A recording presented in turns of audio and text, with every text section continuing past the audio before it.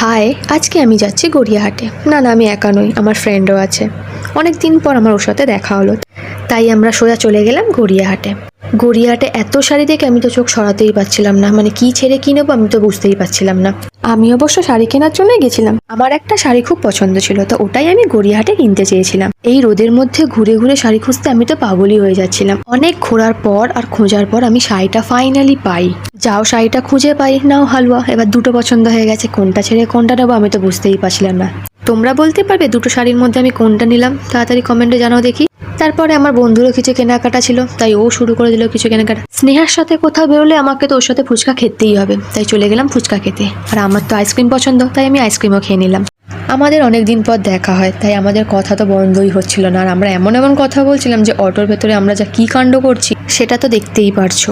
এই হাসির মধ্যে দিনটা আজ কাটিয়ে আমার তো খুবই ভালো লাগলো। তারপর আমরা চলে গেলাম ঘরে। টাটা, দেখা হচ্ছে নেক্সট ব্লগে।